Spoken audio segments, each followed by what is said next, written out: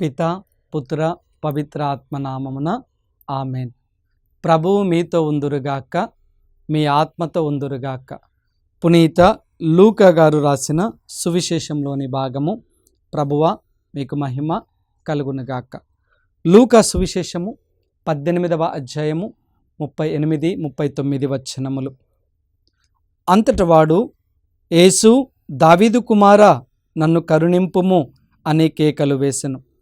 ముందు నడుచు ప్రజలు వానిని ఊరకుండమని కసురుకొనిరి.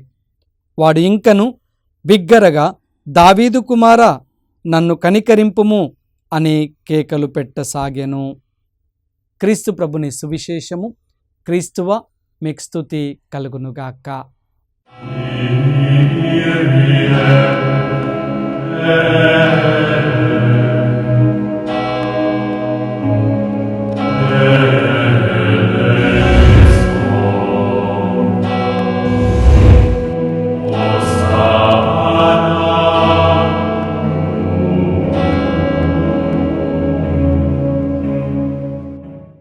Praise the lord.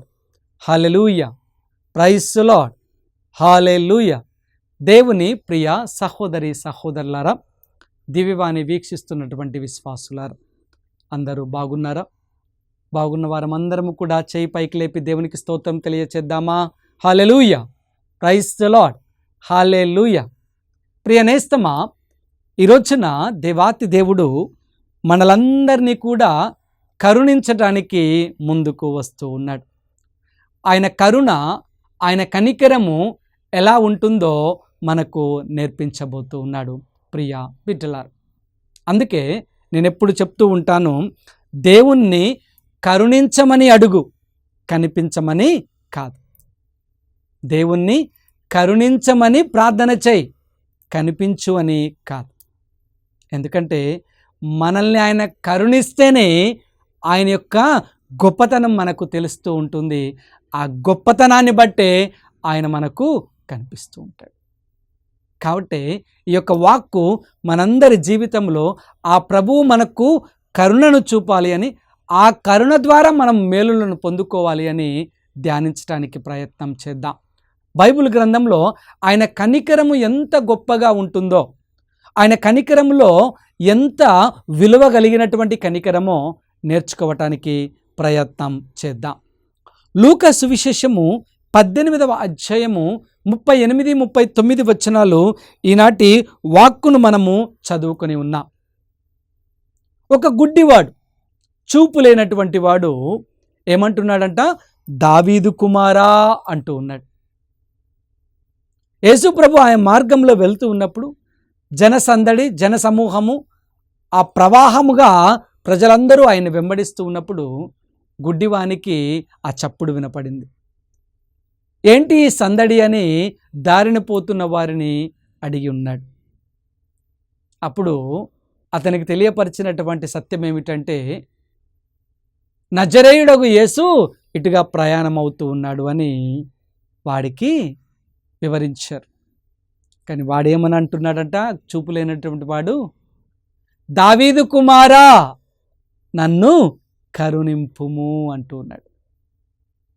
కానీ ప్రజలు, అరే వీరికి అనవసరంగా చెప్తిమే, వీడేంటి ఇంత పెద్దగా అరుస్తూ ఉన్నాడు అని కసిరించుకుంటున్నారు, చీదరించుకుంటున్నారు, నోరు మూసుకో అని వాణ్ణి ఇబ్బంది పెడుతున్నారు. అయినా అతను ఆగాడా అంటే మరింత బిగ్గరగా, దావీదు కుమారా, యేసు ప్రభు నన్ను కరుణించు. ఒక గుడ్డివాని యొక్క స్వరం యేసుక్రీస్తు ప్రభువుని ఆపుతుంది. దేవుని ప్రియ బిడ్డలారా,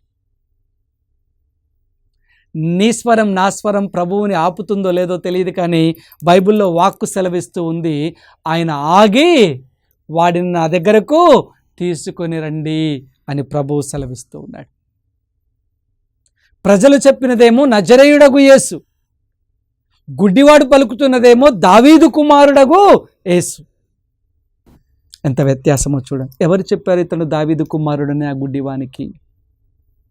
అంటే ఆయన లేఖనములను విని ఉండవచ్చు, లేదా అతను దేవాలయం దగ్గర భిక్షం అడుగుతూ ఉండవచ్చు. ఆ దేవాలయం దగ్గర కూర్చొని భిక్షం అడుగుతూ ఉన్నప్పుడు వాక్కును ధ్యానించి ఉండవచ్చు. దావీదు వంశంలో నుండి మనకొక రక్షకుడు రాబోతూ ఉన్నాడు అని ఆ రోజుల్లోని వాక్కు ఆయన హృదయంలో నిలిచిపోయి ఉండవచ్చు. అందుకే నీవు నేను మాత్రము దావీదు కుమారుడు అనం, కానీ ఆ గుడ్డివాడేమంటున్నాడు? దావీదు కుమారా యేసు, నన్ను కరుణించు అంటున్నాడు. ఆ కరుణామయుడు ఒక్క నిమిషం ఆగిపోయాడు.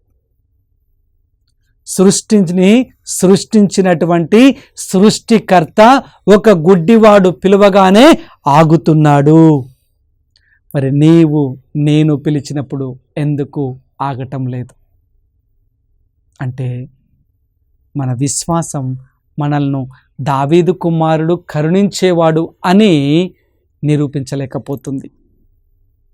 మన విశ్వాసము కేవలము పెదవులతోనే ఉంటూ ఉంది, హృదయంలో నుంచి మన విశ్వాసము పెళ్ళుబకటం లేదు. అందుకే దావీదు కుమారుణ్ణి ఆపలేకపోతుంది మన విశ్వాసం. దేవుని ప్రియ బిడ్డలారా, మనందరం కూడా దేవాలయంలోనికి వస్తూ ఉంటాం, విశ్వాసంతో లేదా భక్తితో పూజలలో సమర్పించుకుంటాం, పూజలో పాల్పంచుకుంటూ ఉంటాం, ఆరాధనలో పాల్పంచుకుంటూ ఉంటాం, ప్రార్థనలు చేస్తూ ఉంటాం, జపమాలను ధ్యానిస్తూ ఉంటాం. కానీ ఎందుకు ఆ దావీదు కుమారుణ్ణి ఆపలేకపోతున్నాం? ఆ దావీదు కుమారుని యొక్క కనికరాన్ని పొందుకోలేకపోతూ ఉన్నాం అంటే మన విశ్వాసం సరిపోవటం లేదు. మన విశ్వాసం ఎలా ఉంది అంటే దేవుణ్ణి మెప్పించేటటువంటి విశ్వాసంగా లేదు. ఎలా ఉందంటే మన విశ్వాసం ప్రజలను మెప్పించేటటువంటి విశ్వాసంగా ఉంది. ఎవరైనా చూస్తే అబ్బాయి ఎంత విశ్వాసం, ప్రతిరోజు గుడికి వస్తారు, ప్రతిరోజు దివ్యబలి పూజలో పాల్పంచుకుంటారు అని నలుగురు చెప్పుకునేటటువంటి విశ్వాసంగానే ఉంది. కానీ యేసు ప్రభువుని మెప్పించేటటువంటి విశ్వాసముగా మన విశ్వాసం లేదు. అందుకే యేసు ప్రభు మన దగ్గర ఆగలేకపోతున్నాడు, మన కుటుంబం దగ్గర నిలవలేకపోతున్నాడు, మన కుటుంబంలో దీవెనలను అందించలేకపోతున్నాడు. కానీ గుడ్డివాడు మాత్రము ప్రభువుని ఒక్క మాటతో ఆపివేశాడు. వాడి విశ్వాసం గొప్పది. ఆ దేవాలయంలో ఆయన విన్నటువంటి వాక్కు ఆయన హృదయంలో నాటుకొని పోయింది. మనము దేవాలయంలో అనేకమైనటువంటి దేవుని వాక్కులు ఆలకిస్తూ ఉన్నాం, ధ్యానిస్తూ ఉన్నాం, పఠిస్తూ ఉన్నాం, కానీ హృదయంలో నాటుకొని పోవటం లేదు. అందుకే ఆ సృష్టికర్త మన దగ్గర నిలబడలేకపోతున్నాడు. ప్రియబిడ్డలారా, ఈరోజున ఆ గుడ్డివాడు ప్రభువుని ఆపాడు, కరుణించమని కోరాడు. ఈ వాక్కును ఆలకిస్తుండగా మన హృదయంలో దేవుని వాక్కును ఏం చేయాలంట? నాటాలి. దేవుని వాక్కులో మనం ఎదగాలి. విన్నటువంటి వాక్కు మన హృదయంలో నిలిచిపోవాలి. అప్పుడు దేవుణ్ణి మనం నిలబెట్టగలం మన మధ్యలో. అలాంటి గొప్ప విశ్వాసాన్ని మనము పెంపొందించుకోవాలి. ప్రియ నేస్తమా, మార్కు సువిశేషము 1వ అధ్యాయం 40వ వచనాన్ని కనుక మనం చూసినట్లయితే, యేసు జాలి చెంది చేయి చాచి నాకు ఇష్టమే అంటున్నాడు. ఎవరితో ఈ మాట అంటున్నాడో తెలుసా? ఒక కుష్టివానితో. ఆ మార్గంలో పోతూ ఉన్నప్పుడు దేవుని ప్రియ నేస్తమా, ఒక కుష్టివాడు యేసు ప్రభువుని సమీపించి, అయ్యా నీకిష్టమైతే నాకు శుద్ధిని దయచేయవా అని ప్రాధేయపడ్డాడు. వినయం. అయ్యా నీకు ఇష్టమైతేనే, వినయంతో కూడినటువంటి ప్రార్థన. మొదటిగా ఆ గుడ్డివాడు దావీదు కుమారుడిని గుర్తుంచుకున్నాడు. రెండవదిగా ఈ కుష్టివాడు ఏం నేర్పిస్తున్నాడు మనకి? వినయముతో ఆయన అడగాలి. ఎలా అడగాలంట? నీకిష్టమైతే, నీ చిత్తమైతే. చక్కటి మాట దేవుని ప్రియ బిడ్డలారా. యోహాను సువిశేషం 7వ అధ్యాయంలో కూడా శతాధిపతి ఇదే మాట అంటాడు. అయ్యా నీకిష్టమైతే నా సేవకునితో ఒక మాట పలుకు, నా ఇంట్లోనికి రావటానికి నేను అర్హుడని కాదు, నీకు ఇష్టమైతే ఒక్క మాట. ప్రియ బిడ్డలారా, ఈరోజున నీవు నేను వినయముతో, ఈ కుష్టివాడు వినయముతో ప్రభువు దగ్గర నీకు ఇష్టమైనచో నాకు స్వస్థతను దయచేయి, ఆరోగ్యాన్ని దయచేయి అన్నప్పుడు యేసు ప్రభు వాని వంక ఎలా చూశాడంట? జాలి చెంది కరుణతో ఆయన చేతిని చాచి, ఆ చేతిని, కుష్టి చేతిని పట్టుకొని, నాకు ఇష్టమే, నువ్వు శుద్ధుడివి కా అంటున్నాడు. ఇవే మాటలను మత్తయి సువిశేషం 8వ అధ్యాయం 1-4 కూడా మనం చదువుకుంటాం. ఒక కుష్టివాడు యేసు ప్రభుని అడుగుతున్నటువంటి ఇవే మాటలు మత్తయి 8:1-4. నీకు ఇష్టమైనచో నన్ను శుద్ధి చేయి అంటాడు. యేసు ప్రభు వానిపై కనికరం ఉంచి ఒక అడుగు ముందుకు వేసి ఆ కుష్టివాని చేయిని పట్టుకొని, నాకు ఇష్టమే, నువ్వు శుద్ధుడివి కా అంటాడు. ఎందుకు ఆ మాట ప్రభు అనగలిగాడు అంటే తెలుసా? వినయముతో, దీనతతో ఆయన ప్రార్థించాడు, అడిగాడు. అందుకే ఆ ప్రభువు కూడా ఆయన వినయముతో అడిగాడు కాబట్టి ఆయన జాలితో చూచి ఆయన చేయిని పట్టుకొని, నువ్వు శుద్ధుడివి కా బిడ్డ, నాకు ఇష్టమే, నువ్వు నా కుటుంబంలోనికి రావడం నాకు ఇష్టమే, నా బిడ్డగా నువ్వు ఉంటాను అంటే నాకు ఇష్టమే, నువ్వు శుద్ధుడివి కా అంటున్నాడు. ప్రియ నేస్తమా, మరి నీవు నేను ఆయన వినయంతో అడుగుతూ ఉన్నామా? ఆలోచన చేయాలి. ఎప్పుడైనా మనం ఆ ప్రభువుని వినయముతో, హృదయపూర్వకంగా, హృదయంలో విశ్వాసాన్ని బలపరుచుకొని ఆయన అడుగుతూ ఉన్నామా? ఆయన వినయంతో మనం అడగటం లేదు కాబట్టి ప్రభువు ఆయన నాకు ఇష్టమే అనే స్వరాన్ని మనకు వినిపించలేకపోతున్నాడు. మొదటిగా విశ్వాసంతో మనము దృఢంగా విశ్వాసంతో అడగటం లేదు కాబట్టి ఆయన ఆగలేకపోతున్నాడు. రెండవది, మనము వినయముతో ఆయనకు ప్రార్థనలు సమర్పించలేకపోతున్నాం కాబట్టి నాకు ఇష్టమే, నువ్వు నాతో ఉండటానికి అని ప్రభు స్వరాన్ని మనం వినలేకపోతున్నాం. ఒక దివ్య బలి పూజ సమర్పిస్తే అందులో వినయం అవపడదు. ఏముంటుంది? తలంపు ప్రకారం పూజ. ఒక చిన్న ప్రార్థన చేస్తున్నప్పుడు వినయంతో ప్రార్థన, భక్తితో ప్రార్థన, కన్నీటితో ప్రార్థన కనిపించదు. అందరూ చేస్తున్నారు విజ్ఞాపన ప్రార్థన, నేను కూడా ఒక విజ్ఞాపన ప్రార్థన చేయాలి. లేదా కొంతమంది ఆ దేవాలయంలోనికి కూడా చేసేవాళ్ళు ఉన్నారు కదా, పాడేవాళ్ళు ఉన్నారు కదా, వాళ్ళే వాడుకుంటారులే, వాళ్ళే ప్రార్థనలు చేస్తారులే, వాళ్ళే జపాలు చెప్తారులే, మన ప్రజెన్స్ అక్కడ ఉంటే చాలు, మన ద్వారా దేవాలయం నిండిందా లేదా అనే ఆలోచనలో మనం ఉంటాం. నేను గమనిస్తూ ఉంటాను, ప్రార్థనలకు, వాక్యానికి వెళ్తున్నప్పుడల్లా, దివ్య బలి పూజలకు వెళ్తున్నప్పుడల్లా గమనిస్తూ ఉంటాను. ఏదో 10-15 మంది మాత్రమే దివ్య బలి పూజలో ఆ జపానికి గురువు చెప్పేటటువంటి ప్రార్థనకు సమాధానం వస్తూ ఉంటుంది. 2-3 మాత్రమే పాటలు పాడుతూ ఉంటారు. జనం చూస్తేనేమో దేవాలయం నిండా ఉంటుంది, గొంతులు మాత్రము కొన్ని మాత్రమే వినపడుతూ ఉంటాయి. ఏంటి అంటే, ఆదివారం అప్పు పండుగ గుళ్ళోకి పోదాం, సామ్లోర్ ఏమనుకుండా ఉంటే చాలు, మన ప్రజెన్స్ మనం ఉన్నామా లేమా అనే మనం ఉంటూ ఉంటాం. దేవుడంటే వినయం ఉండదు, దేవుడంటే భక్తి ఉండదు, దేవుడంటే విశ్వాసం ఉండదు, దేవుడంటే భయము ఉండదు. వచ్చిన వాళ్ళము దేవాలయం ముందుకు వస్తామంటే అలారాము వెనకనే ఏం చేస్తామంట, ఆ వెనక సీట్లలో కూర్చొని, కుర్చీలు ఎనిక్కి లాక్కొని కూర్చొని మొబైల్ చూస్తూ ఉంటాం. ఆ కాడికి మనం ఎందుకు దేవాలయానికి వస్తూ ఉన్నాం? గుడిని నింపటానికి. సాములోర్ దృష్టిలో ఏం చేస్తున్నామంట, మేము వచ్చాం, మేము ప్రజెంట్ వేసుకున్నాం, ఆదివారం అటెండెన్స్. వాళ్ళ పిల్లల్ని కూడా పక్కనే కూర్చోబెట్టుకుంటారు, ముందుకు పంపించారు. ఎలాంటి విశ్వాసాన్ని పిల్లలకు అందిస్తున్నాం? ప్రభు ఎలా చెప్పగలుగుతాడు నాకు ఇష్టమే అని? నువ్వు శుద్ధివికా, నువ్వు ఆశీర్వాదంతో నింపబడు, నువ్వు ఆశీర్వాదంతో నింపబడటం నాకు ఇష్టమని ఎలా చెప్పగలుగుతాడు? ఎలా ఆయన స్వరాన్ని వినగలుగుతూ ఉంటాం? ఎన్ని వాక్యాలు మనం వింటూ ఉన్నాం, ఎందుకు మనలో ఆ పరివర్తన అనేది రాలేకపోతూ ఉంది? కారణం ఒకటి చెప్పగలను, లోకాన్ని చూస్తూ ఉన్నాం, లోక ఆశల్లో మనం ఉంటూ ఉన్నాం, సంపాదనలో పెరిగిపోతూ ఉన్నాం. సంపాదన ఉంటే అన్నీ మన దగ్గరికి వస్తూ ఉన్నాయి అనుకుంటున్నాం, ఆత్మను కోల్పు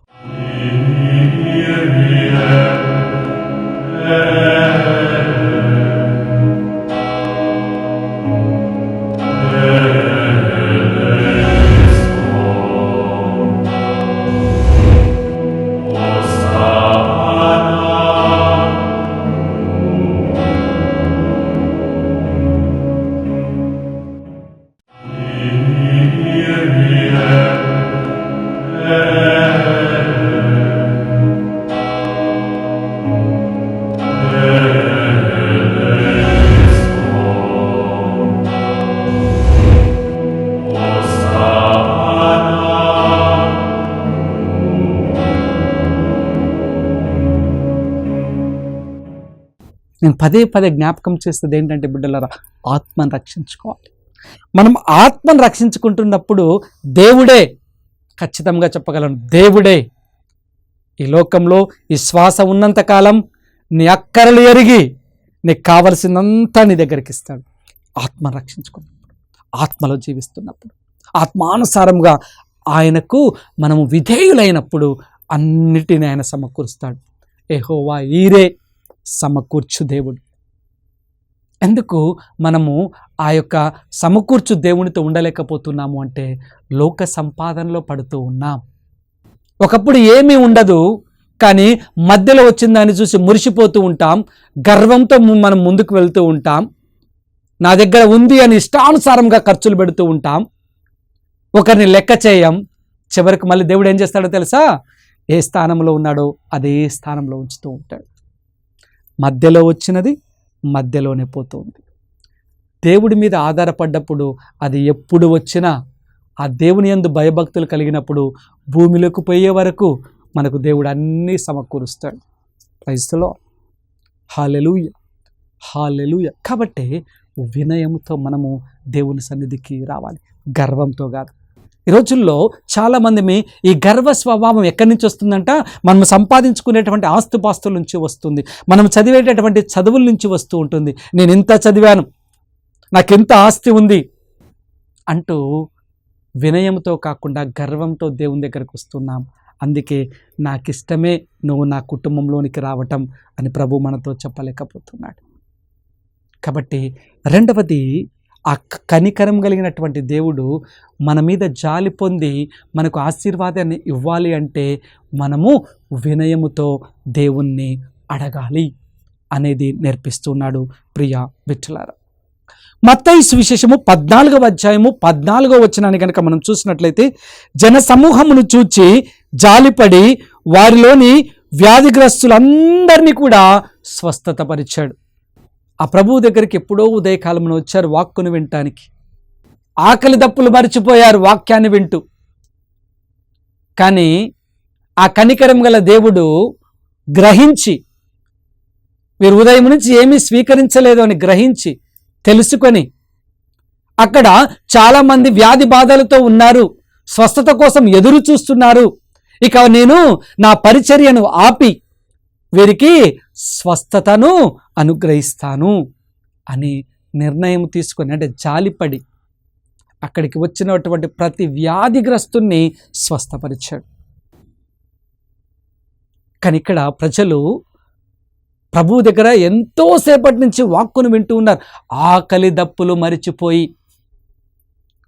నా ప్రభువు ఈ రోజున తప్పకుండా నాకు స్వస్థతను చేస్తాడు, నా ప్రభువు నా కుటుంబంలోని బిడ్డలకు అద్భుతాన్ని, ఆశ్చర్యకార్యాన్ని ఇస్తాడు, ఆయన వాక్కును ఆలకిద్దాం, శ్రద్ధతో విందాం, విశ్వాసంతో విందాం, ఇంకా ఏం చెప్తాడో, ఇంకా ఏం మర్మాలో అందిస్తారో అని వ్యాధిగ్రస్తులతో పాటు కుటుంబ సభ్యులు కూడా దేవుని వాక్కును వింటూ వచ్చారు.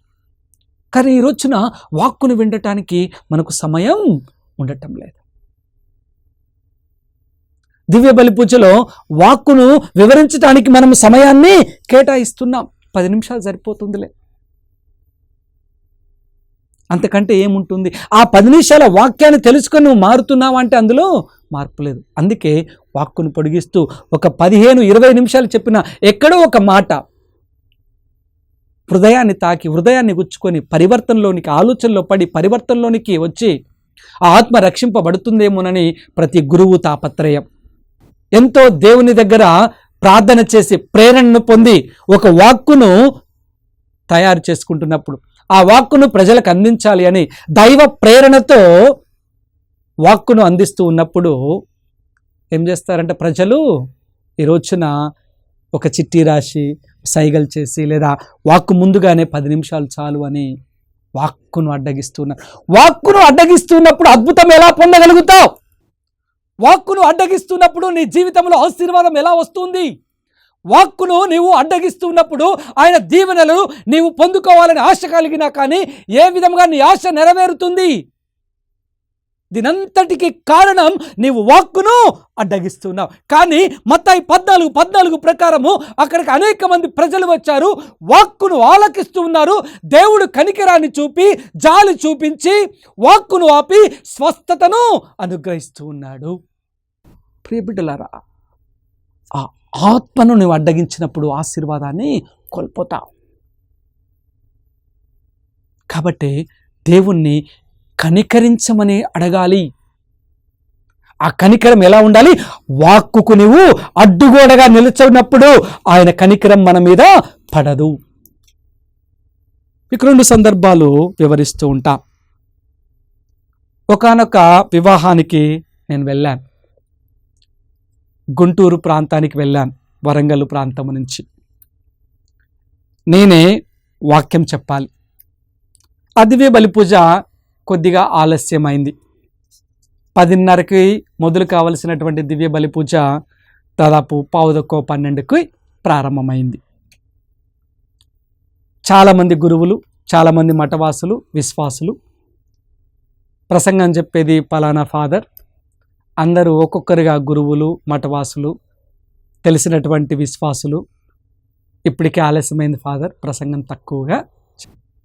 ప్రిబిడ్డలారా, మీరు ఆలస్యం చేసి వాక్కును అడ్డగించి మిగిలిన కార్యక్రమాలన్నిటిని ఆర్భాటంగా చేసుకోవాలనుకుంటున్నప్పుడు ఆశీర్వాదం, వాక్కులోని ఆశీర్వాదం, వాక్కులోని ఫలాలు ఎలా మనకు దొరుకుతాయి?